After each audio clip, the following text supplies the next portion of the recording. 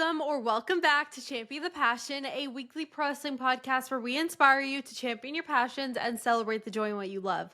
I'm your host. My name is Victoria Daisy, and today we're going to be recapping everything that happened last night on Monday Night Raw. But before we dive deeper, don't forget to leave a 5-star review if you enjoyed. Follow me at It's Victoria Daisy across all social platforms and follow Champion the Passion across all streaming platforms. But let's dive right into the opening segment because this opening segment was insane. We had John Cena and Cody Rhodes. So John came out for the third week in a row opening the show, and quickly following him was Cody Rhodes. Now, this was a roast battle. If you guys saw it, then you guys already know this was a roast battle. But I do have to say, Cody clocked the hell out of John Cena about 85% of the time. Maybe even 95. Let's push it up to 95 because I don't even think there was a moment where John clocked Cody hard enough to the point where Cody couldn't come back and just clock him right back, if that makes sense. But let's dive right in. So Cody talked about how, he already knows the discourse that is going to go down between the two of them and said that there's so much John Cena could make fun of him for, his lisp, the fact that he was Stardust, the fact that he, created a company and got booed in it, aka AEW for those who don't know. And then he said, "You're wrestling Stardust at WrestleMania." And obviously for all my 2010 girlies, that was a gag and a half. He almost choked when he said Stardust because you guys know he never talks about Stardust. So this was amazing. Then Cody said that John has free will to make fun of him all he wants, but he's having a hard time accepting that Superman is actually dead. And basically what he means is the babyface version of John Cena, because John Cena, he said was like one of his heroes, and he said he still is, but then he had some choice words after that I won't repeat here. And then Cody said, quote, "Your words do not match your actions, and for 2 weeks you have lied to this audience." Then John finally responded and said that he isn't going to cook Cody because he is going to bury him. And I was like, okay, we're cooking. Like, we're actually getting somewhere right now. And I was obsessed. Then John said to Cody that Cody is too perfect. He's too polished and too rehearsed. He talked about how he believes Cody is phony and one day all of this will just go away. He said at WrestleMania 41, he's going to expose Cody Rhodes for what he really is, and that's an errand boy who got lucky.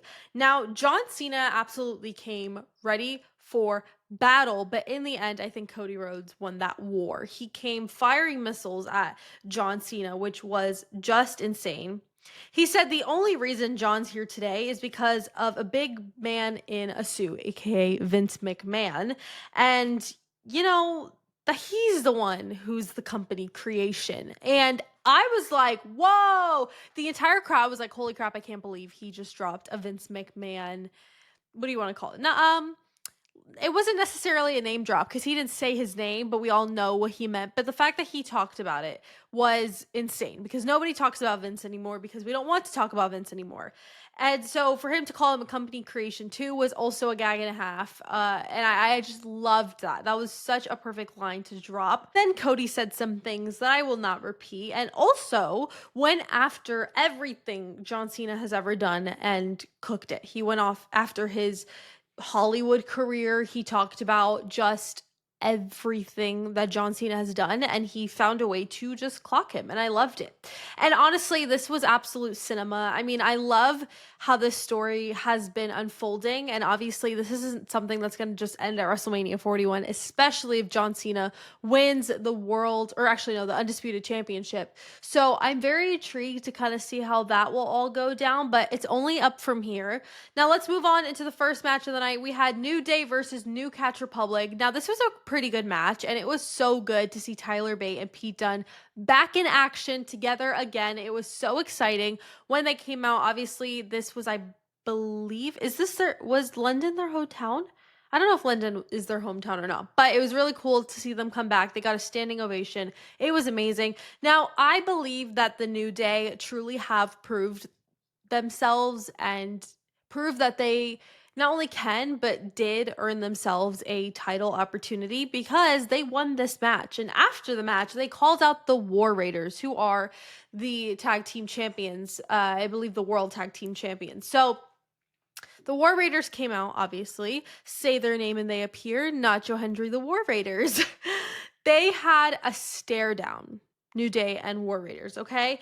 And now we're looking towards a title match between these two tag teams. Now, will New Day reclaim their gold? I don't know. I feel like it's really up in the air right now. I feel like War Raiders have been so dominant in their run, but the New Day is the New Day. You know what I mean? And they have won countless amount of tag team championships in their past. And so I'm like, there's nothing stopping them from doing it again. But let's get into a match that I was very intrigued to see how it was going to go down. We had Jimmy Uso versus Gunther. Now, this was, to be honest, I was expecting a lot more. This was an okay match. Gunther dominated most of it and eventually, made Jimmy tap out. So Gunther won. And then after the match, Gunther started attacking Jimmy. And obviously, Jey Uso came out. And Jey came out looking like he was going to kill Gunther. This is a Jey with a new attitude. This is the same Jey we saw going into Royal Rumble weekend. And, I talked about it last week, how I really feel like Jimmy Uso really saved this storyline for Jey, because there was a point where I was like, okay, he's getting beat up every week. He's not going to win the championship anymore. I don't know what the hell the decline was, because this is not the same Jey Uso I saw the last weekend of January on February 1st at Lucas Oil Stadium, Indianapolis, Indiana, when I got to watch with my own eyes live him eliminate John Cena and become the 2025 Men's Royal Rumble winner. That's not the same man that I've been seeing on TV. And so I needed something to happen. And I think having his brother coming in to really pick him up off the ground and motivate him and encourage him, that's what needed to happen. And I absolutely love that they did that. And so obviously they're playing off of it here. Then Jey kind of scared Gunther off. And I was like, okay. And then we went to a commercial break. And I was like, okay, Jey, look at you scaring off Gunther. I mean, Gunther was being the cowardly heel that he's supposed to be, and he did it wonderfully. And then after the commercial break, I thought we were done, but nope, there was more. And wait, there's more.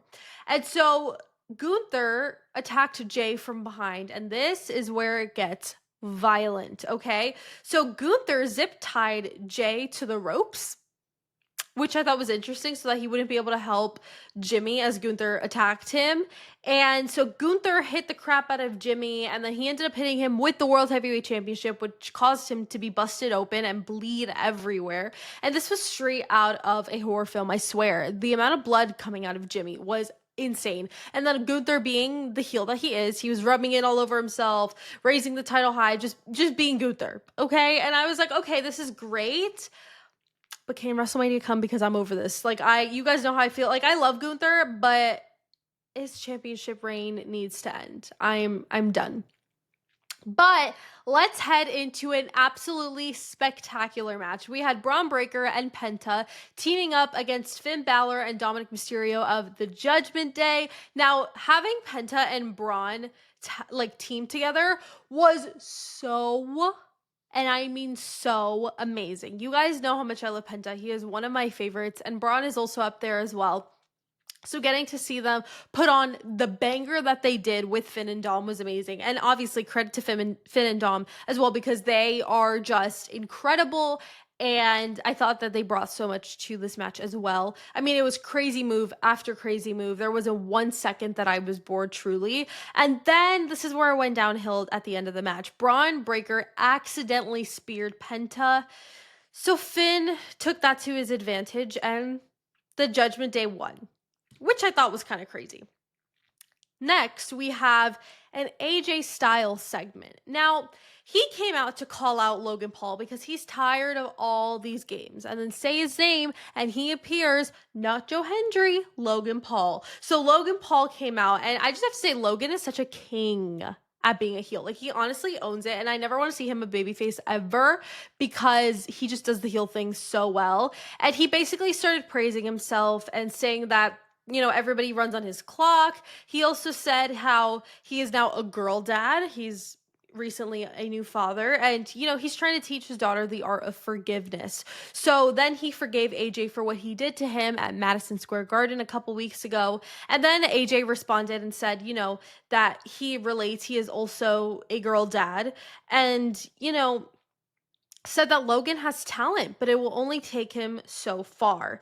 Then they basically just started roasting each other, kind of similar to John and Cody from earlier. It wasn't as intense, but it was still kind of the same vibe. And then after all of that blabbing, Logan finally challenged AJ Styles to a match at WrestleMania 41, and then they broke out into a brawl, which is exactly what needed to happen. And to be honest, I wish there was a little bit more build to the story before this match was announced, just so that I could be a little more excited about it, because storyline wise, I'm not that excited.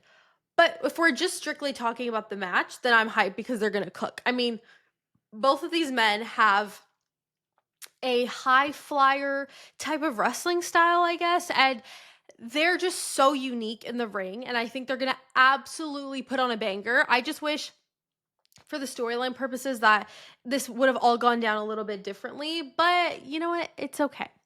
Now, let's head into the main event. And you're probably like, Victoria, what do you mean the main event? Yeah, the show is what felt extremely short. It was 2.5 hours long, but it just felt extremely short, and I'll get to that in my overall thoughts. But the main event of the night was a match for the Women's World Championship. Io Sky defending against Rhea Ripley with the special guest referee Bianca Belair. Now, this was a great match. Okay, Io and Rhea always put on a banger per usual, and I honestly thought that Bianca did a really good job as special guest referee. I mean, usually you expect shenanigans to happen, but no, Miss Girl was taking it serious. She made her own little ref outfit. It was giving. Then Rhea accidentally kicked Bianca and went to go pin Io, but then there was no ref in the ring, and then it got heated between Rhea and Bianca. And so this is where all the shenanigans kind of started happening. So then Io tried hitting her finisher, but then accidentally hit Bianca instead. Then Bianca was fed up, so she ended the match straight up. I think she told the announcer, she was like, we're done. They rang the bell. That was it. She called off the match. Then all three started brawling because, of course, Rhea's like, why the freak would you end my title match? This was my opportunity. But my queen pulled through because Rhea was so dominant, okay, and proved why she deserves to be in this match. And she was riptiding the girls left and right. It was crazy. And she made them pay. She really did. Then the closing shot, to make it even better, the closing shot of the show, the way the show went off air was Rhea Ripley holding high the Women's World Championship over Bianca and Io while they're laid out on the ground, showing that she is the true champion. She needs to be champion at WrestleMania 41. Point blank period. She's going to get in that match. I hope, because nothing happened last night. And, usually it gets announced after the show. So I was a little disappointed, but you know what? We still have 3 more Monday Night Raws left, I believe. Don't quote me on that. I believe we have 3 more Monday Night Raws left until WrestleMania, 2 or 3. So we definitely have some time for that to get announced, but I'm very excited. Let's head into my overall thoughts. So I thought it was a pretty good show. My match of the night was the main event, obviously, for the Women's World Championship. I just thought the storytelling was so good, and I just overall really enjoyed it. My segment of the night was none other than the John Cena and Cody Rhodes segment. I mean, they were both taking deep shots at one another, and it was so good. And, like I mentioned earlier, even though the show is only 2.5 hours, or that's kind of like the regular duration of it, but it just felt short for some reason. I feel like the content list has been getting a lot shorter, and they're just like dragging it out more, I guess, maybe. So I don't know. Like when I actually talk about it here on the podcast and I take my notes and stuff, I really realize like, holy crap, the show is really short. But overall, I think I would rate the show a solid 7.5 out of 10. That's a little bit lower than what I've been rating Raw, but honestly it wasn't my favorite. But thank you guys so much for watching and listening to this episode. It was definitely a way shorter one. Hopefully next week, and as we get closer to WrestleMania, things start picking up. Don't forget to leave a 5-star review if you enjoyed. Follow me at It's Victoria Daisy across all social platforms, and follow Champion the Passion across all streaming platforms. Don't forget to champion your passions and celebrate the joy in what you love, and I will see you guys in the next episode. Bye!